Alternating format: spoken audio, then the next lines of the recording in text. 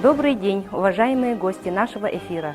Сегодня мы открываем в онлайн-режиме выставку, посвященную 125-летию со дня рождения генерала-майора Андрея Ивановича Притузова и 75-летию победы в Великой Отечественной войне. Память о Великой Отечественной войне, светлая память народа. Мы преклоняемся перед героизмом и мужеством советских солдат в борьбе с немецко-фашистскими захватчиками, перед теми, кто, оставаясь в тылу, работая день и ночь, приближали долгожданную победу. За годы войны на защиту Отечества было призвано свыше 62 тысяч якутян. Среди них было 2887 пангаласов. Родную землю не суждено было увидеть 1134 нашим землякам. Они остались на полях сражений той страшной войны. Гвардии генерал-майор Андрей Иванович Притузов, человек удивительной судьбы, крестьянин-ямщик по происхождению, учитель по образованию. Он должен был стать священником, а стал воином. И каким? Первым генералом из якутян. Он всегда говорил: где я ни был, меня никогда не покидало сознание, что я являюсь сыном родной мне далекой Якутии. Хотя я пишусь русским, якутский считаю родным языком. Он всегда с особой теплотой отзывался о своих земляках и по сыновью любил свою родную Якутию. Гвардии генерал-майор Андрей Иванович Притузов родился 30 декабря 1895 года в селе Покровское, в семье потомственных ямщиков. Еще в середине XIX века Притузовы переехали из соседнего села Улахана Покровское, где основалась новая почтовая станция. Здесь они стали государевыми ямщиками, гоняли почту от Улахана до Верхнего Бестяха. У родителей якутский был вторым родным языком, поэтому неудивительно, что и Андрей с детства свободно говорил по-якутски. Покровское по тем временам считалось большим селом. Там была церковь, потом появилась больница. Крестьянских семей было всего с десяток. В центре села волостное правление, лавка купца, церковно-приходская школа, почтово-телеграфное отделение. Зимой Покровское затихало, зато летом все оживало. По раздольной лени ходили пароходы, сновали рыбачьи лодки. В июле прибывали пауски с товарами, и устраивалась ярмарка. Из окрестных наслегов съезжались якуты. Бойко шла торговля заморскими товарами. Тогда Покровское оказалось центром всей округи. Здесь в 1916-17 годах жил в ссылке и работал фельдшером известный революционер, большевик Григорий Константинович Серго Орджоникидзе. Андрей учился в Покровской церковно-приходской школе, где было всего 20 учеников. После учебы в церковно-приходской школе в 1909 году Андрей оканчивает Якутское духовное училище, но продолжить выбранный путь не позволяют семейные обстоятельства, и чтобы содержать семью, 15-летнему Андрею пришлось стать ямщиком. Через 3 года поступает на только что открывшиеся в Якутске двухгодичные педагогические курсы, после которых его назначают учителем в Тюнглюнское двухклассное народное училище в Мегино-Кангаласском Улусе. Будущий генерал вел старший класс, в котором училось всего 20 ребят. Легко представить их удивление, когда молодой русский учитель заговорил на чистом якутском языке. Бывало, даже целые уроки вел на родном для всех языке, потому что ученики плохо понимали по-русски. Ему нравилось. Он переводил для своих учеников на якутский стихи Александра Пушкина, Михаила Лермонтова, Николая Некрасова и пересказывал русские сказки. В перерывах отлично играл на гитаре и хорошо пел. Среди его учеников можно выделить Федора Кычкина, который сам выбрал путь педагога и воспитал немало сельских учителей, а также прокурора республики Алексея Пономарева. В это время на Западе вовсю уже шла Первая мировая война. В Якутии мобилизация русской молодежи началась только в январе 1915 года, и вместе со всеми его молодого учителя призывает на действительную службу. Он думал, что, отслужив год, вернется снова в школу, к любимым ученикам, но судьба распорядилась иначе. Службу Андрей Припузов начал в якутской воинской команде, где когда-то служил его отец.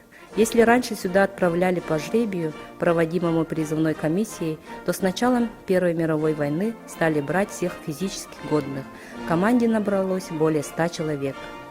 Под Вильно Андрей Иванович попал на передовые позиции. 2 месяца в сырых окопах в солдатской среде Андрей познал все тягость и бессмысленность войны. В феврале 1918 года Андрей принимает решение вступить во вновь создаваемую Красную армию, в которой служил до конца гражданской войны. Поднявшись от прапорщика до командира, он принимает участие в сражении против белогвардейцев и армии Панской Польши. Примерно в это время Андрей Иванович в селе Московское, недалеко от Воронежа, встречает свою будущую жену Анастасию Дмитриевну. В начале марта 1920 года в Ростове после ожесточенных боев с деникинцами встретился со своей землячкой Зинаидой Павлуцкой и познакомился с ее мужем Григорием Константиновичем Орджоникидзе. Серго стал расспрашивать о людях, которых помнил, о событиях в Якутском крае.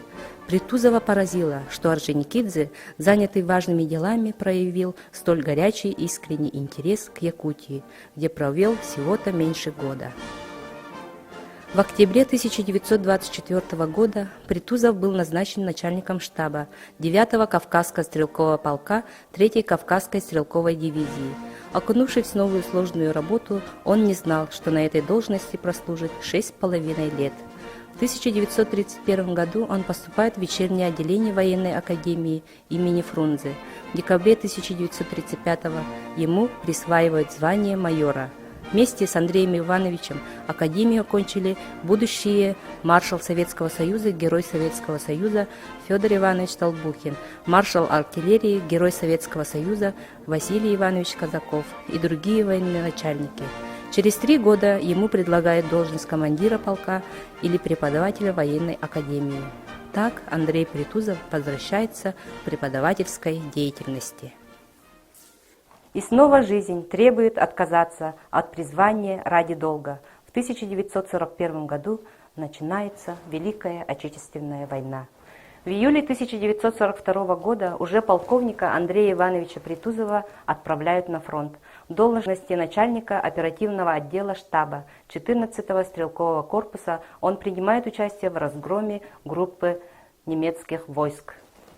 С февраля 1943 года Притузов в качестве уже начальника штаба, а затем и командира 61-й гвардейской стрелковой дивизии участвует в освобождении городов Ворошиловград, Лисичанск, Морозовский, Никополь, Николаев. Его дивизия отмечена как наиболее отличившаяся в бою за город Славянск. Приказом Ставки получила звание «Славянская», а за героизм бойцов и офицеров при освобождении Одессы награждена орденом Красного Знамени. И это только начало славного боевого пути. Славянская дивизия участвовала во многих боевых операциях в Южной Украине, Молдавии, Румынии, Болгарии, Югославии, Австрии и Венгрии. 8 мая 61-я гвардейская дивизия прорвала оборону противника под городом Фельдбахом и освободила город Грац. Именно здесь Андрей Притузов встретил долгожданный День Победы.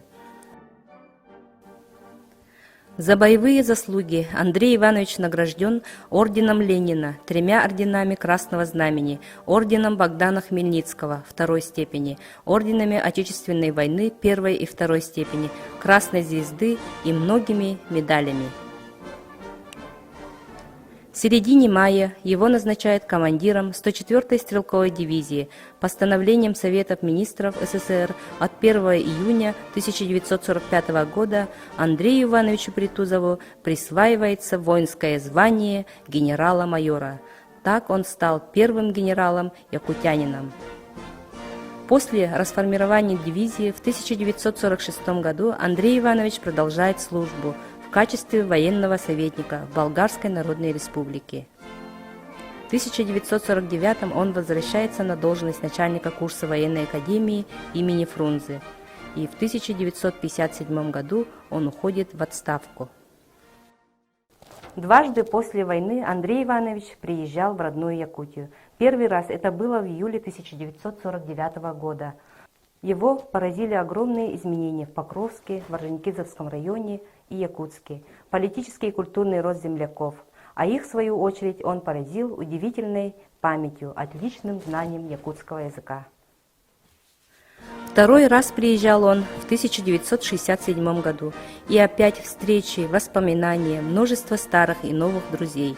Первый боевой генерал Притузов Андрей Иванович, приезжая в родную Якутию, встречался с родственником Притузовым Иннокентием Дмитриевичем.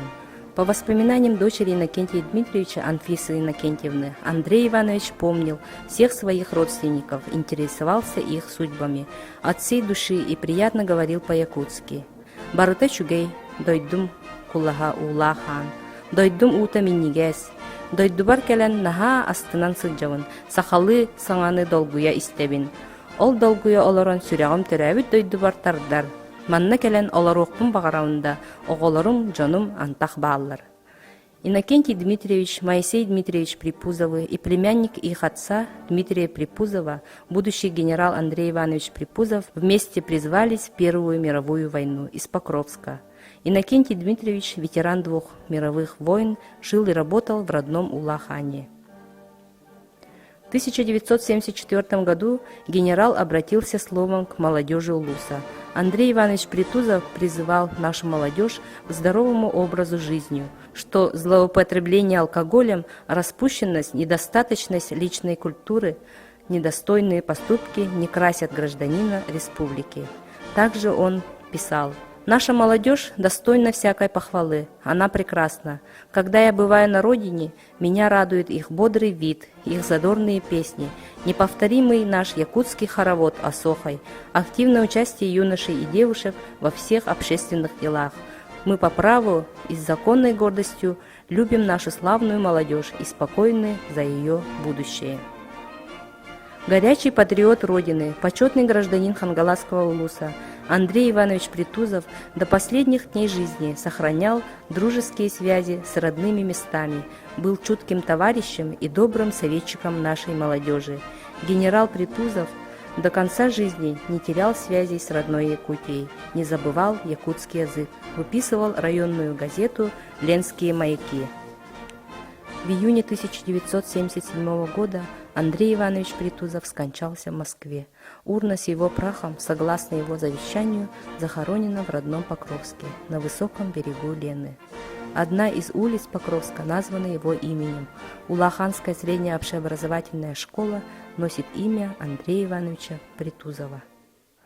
Таким был наш земляк Андрей Иванович Притузов, преданный сын Якутии, который посвятил всю свою жизнь выполнению гражданского долга и честному служению Родине.